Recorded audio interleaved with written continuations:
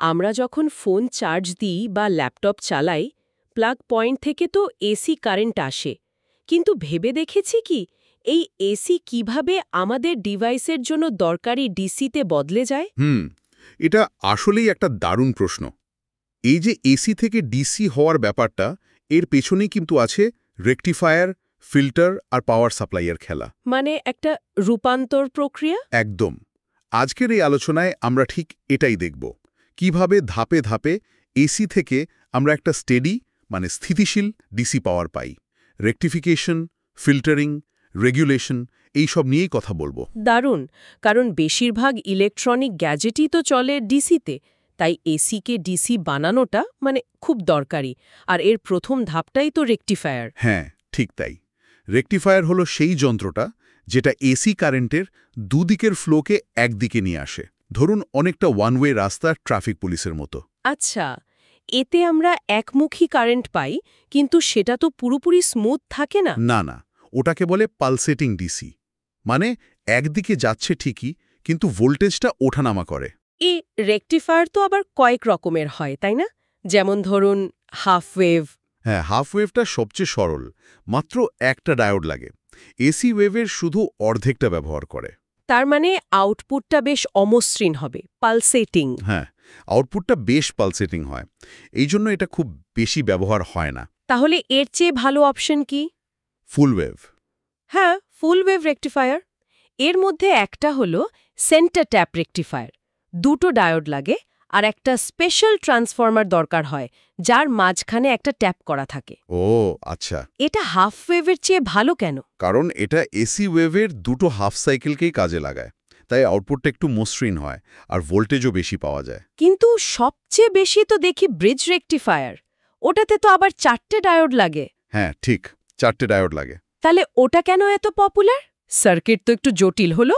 ভালো পয়েন্ট। দেখুন, 4টে ডায়োড লাগলেও ব্রিজ রেকটিফায়ারের সুবিধা হলো এর জন্য ওই স্পেশাল সেন্টার ট্যাপ ট্রান্সফর্মারটা লাগে না, সাধারণ ট্রান্সফর্মারই চলে।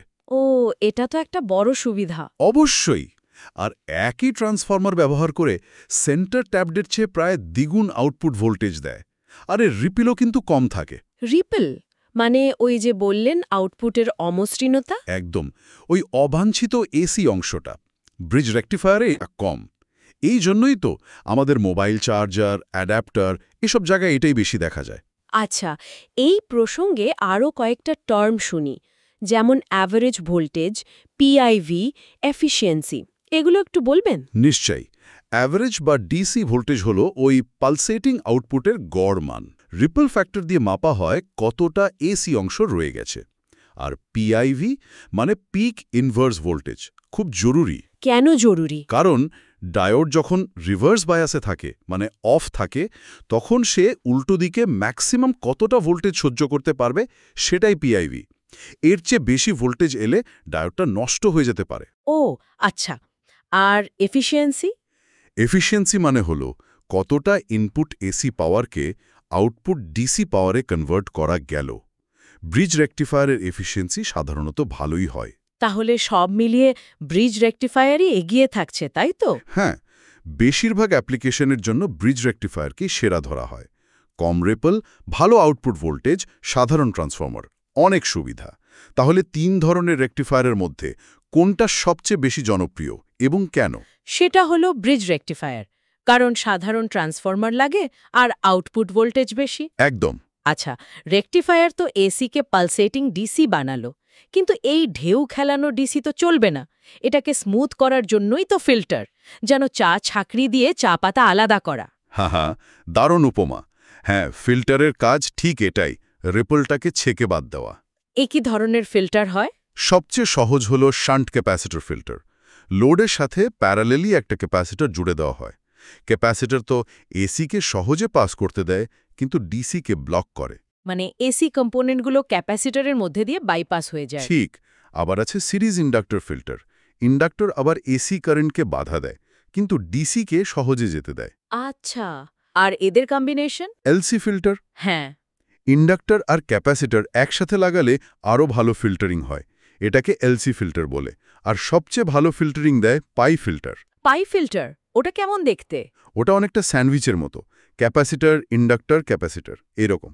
দেখতে গ্রিক অক্ষর পাইয়ের মতো লাগে বলে এই নাম। এদের সবার মূল নীতিটা কি তাহলে? কিভাবে রিপল কমায়? মূল নীতিটা হলো ক্যাপাসিটর আর ইন্ডাক্টরের ধর্মকে কাজে লাগানো। ক্যাপাসিটর ভোল্টেজের পরিবর্তনকে বাধা দেয় চার্জ ধরে রেখে, আর ইন্ডাক্টর কারেন্টের পরিবর্তনকে বাধা দেয়। এই দুয়ে মিলেই রিপল কমে গিয়ে আউটপুটটা অনেক মসৃণ হয়ে যায়। তাহলে পালসেটিং ডিসিকে মসৃণ করতে ফিল্টারের মূল নীতি কি? ক্যাপাসিটর আর ইন্ডাক্টরের চার্জ স্টোরিং আর কারেন্ট পরিবর্তনে বাধা দেওয়ার ধর্মকে কাজে লাগানো। একদম ঠিক, তবে ইন্ডাক্টরযুক্ত ফিল্টারগুলো একটু বড় আর দামি হতে পারে। বুঝলাম। তাহলে রেকটিফায়ার হলো, ফিল্টার দিয়ে মসৃণও করা হলো। এবার তো স্টেডি ডিসি পেয়ে গেলাম। মোটামুটি। তবে আরেকটা ধাপ বাকি আছে। কারণ ধরুন লাইনের ইনপুট ভোল্টেজ যদি একটু ওঠানামা করে, বা আমরা যে ডিভাইসটা চালাচ্ছি সেটার কারেন্ট টানার পরিমাণ যদি বদলায়। ও হ্যাঁ, তাহলেও তো আউটপুট ভোল্টেজটা একটু বদলে যেতে পারে। ঠিক। এই বদলানো আটকাতে, মানে আউটপুট ভোল্টেজকে একদম স্থির রাখতে আমাদের দরকার ভোল্টেজ রেগুলেটর, অনেকটা গাড়ির ক্রুজ কন্ট্রোলের মতো। আচ্ছা, ভোল্টেজ রেগুলেটর। এর মধ্যে কি সহজ কিছু আছে? সবচেয়ে সরল হলো জেনা ডায়োড রেগুলেটর। জেনা ডায়োড একটা নির্দিষ্ট ভোল্টেজে, মানে ব্রেকডাউন ভোল্টেজে কারেন্ট চালায়, ভোল্টেজটা স্থির রাখে। এই ধর্মটাকেই কাজে লাগানো হয়, তবে এটা মূলত কম পাওয়ারের জন্য। আর বেশি পাওয়ার বা ভালো রেগুলেশনের জন্য আজকাল তো আইসি খুব ব্যবহার হয়। একদম। তার জন্য আছে ইন্টিগ্রেটেড সার্কিট বা আইসি রেগুলেটর। খুব পপুলার হলো 78XX সিরিজ। যেমন 7805 মানে ফিক্সড +5V আউটপুট দেবে, 7812 মানে +12V। আর নেগেটিভ ভোল্টেজের জন্য? তার জন্য আছে 79XX সিরিজ। যেমন 7905 মানে -5V। এগুলো ফিক্সড আউটপুট দেয়, ব্যবহার করাও খুব সোজা।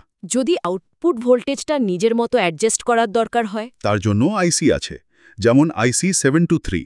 এটা দিয়ে অ্যাডজাস্টেবল পাওয়ার সাপ্লাই বানানো যায়, মানে আউটপুট ভোল্টেজটা আমরা প্রয়োজন মতো সেট করতে পারি। আর ওই যে এসএমপিএস কম্পিউটার বা টিভিতে থাকে? হ্যাঁ, SMPS মানে সুইচড মোড পাওয়ার সাপ্লাই।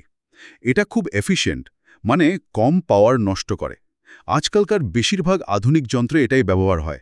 এর ভেতরের কাজটা বেশ জটিল, কিন্তু ব্লক ডায়াগ্রামটা জানলেই চলবে। তাহলে লোড বা ইনপুট ভোল্টেজ পরিবর্তন হলেও আউটপুট ভোল্টেজ স্থির রাখার যন্ত্রটির নাম কি? Voltage regulator. ঠিক। রেকটিফায়ার এসিকে পালসেটিং ডিসি করলো, ফিল্টার সেটাকে স্মুথ করলো, আর রেগুলেটর একদম স্টেডি বা স্থির করে দিল। এইভাবেই আমরা ঘরের এসি থেকে দরকারি ডিসি ভোল্টেজটা পাই। একদম ঠিক ধরেছ। এই যে পাওয়ার সাপ্লাইয়ের পুরো প্রক্রিয়াটা, রেকটিফিকেশন, ফিল্টারিং, রেগুলেশন, এটা বোঝা কিন্তু ইলেকট্রনিক্সের একেবারে গোড়ার কথা, আর খুব জরুরিও। কারণ আমাদের চারপাশের প্রায় সব গ্যাজেটই তো এর উপর নির্ভর করে চলে। ঠিক তাই। আর এগুলো জানলে কোনো ডিভাইস কিভাবে কাজ করছে বা তার সমস্যা কোথায় সেটা ধরা অনেক সহজ হয়ে যায়। ভবিষ্যতে প্রযুক্তি যত এগোবে, এই পাওয়ার সাপ্লাইগুলোকে আরও ছোট, আরও এফিশিয়েন্ট করার চ্যালেঞ্জটা বাড়তেই থাকবে। তাই এই বিষয়গুলোর আগ্রহটা জিয়ে রাখা খুব দরকার। সত্যি। আচ্ছা, শ্রোতাদের জন্য একটা প্রশ্ন রেখে যাই। ভবিষ্যতে যখন ডিভাইসগুলো আরও ছোট হবে আর হয়তো আরও বেশি পাওয়ার চাইবে, তখন এই পাওয়ার সাপ্লাই ডিজাইনে আর কি ধরনের নতুন কিছু আসতে পারে বলে মনে হয়?